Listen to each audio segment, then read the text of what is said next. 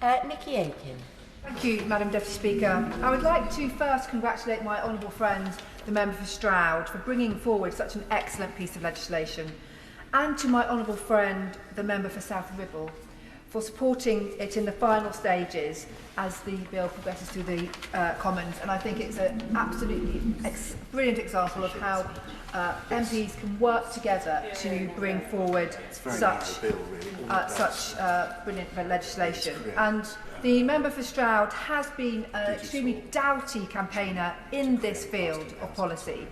The scene of this bill has been set for over the past decade, and I think it's important that we recognise the work the government has been doing to improve the child maintenance system.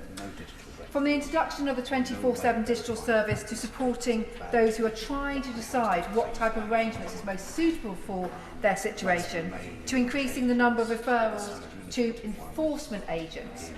This bill adds to that work. The CMS is of course a vital service and makes a huge difference to families who have separated. That being said, improvements to the system are welcome, and this bill is an example of that.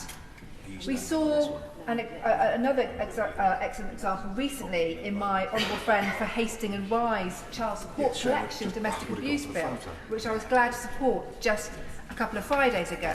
And I'm sure I'm not alone in this chamber today when I say that I regularly read about parents using the use of the CMS in my post bag.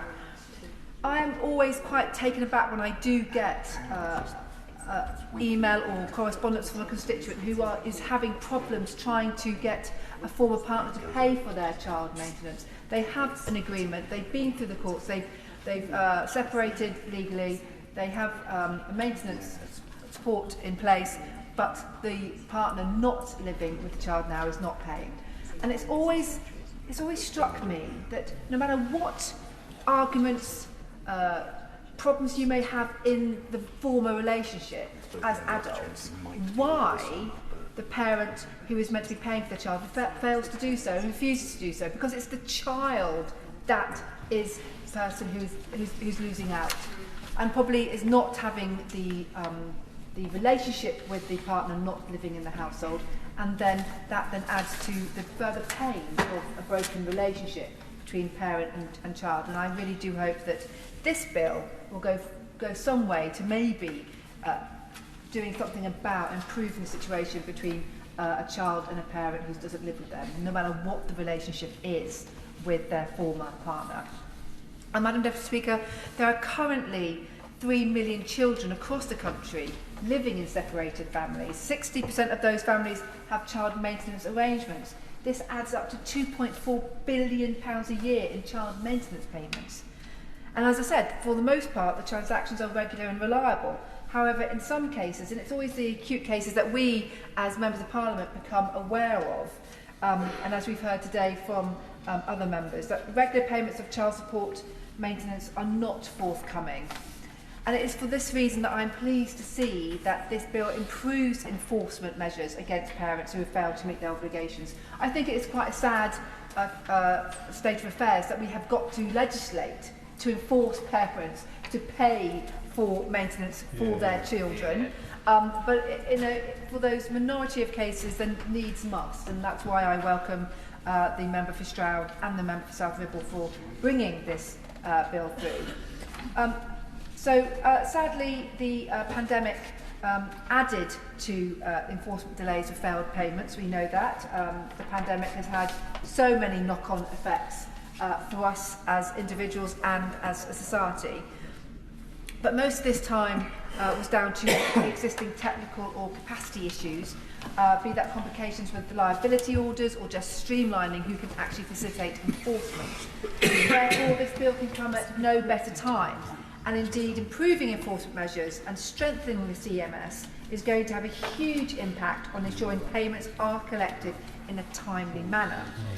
This is why Clause 2 of the bill is so important. It grants the Secretary of State greater powers to intervene without the need to apply to the Magistrates or Sheriff's Court, and to ensure that disputes over CMS are resolved in a timely manner. And it is about the timely manner.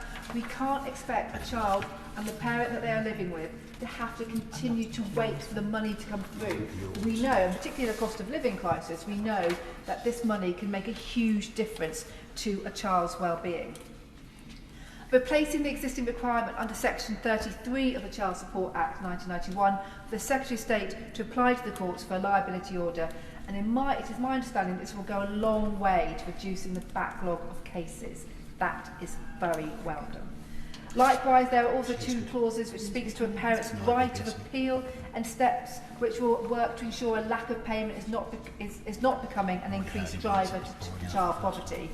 And indeed, much of this bill deals with the way in which child support payments are recovered in cases in which arrears have accumulated. And so, Madam Deputy Speaker, to this end, I have no doubt that this bill will be welcomed by hundreds of thousands of families up and down the country who are having to go through the CMS. Therefore, I think it's essential that we press forward with this sensible, thoughtful and practical reform with this bill provides, and I will look forward to seeing it on the statute books shortly.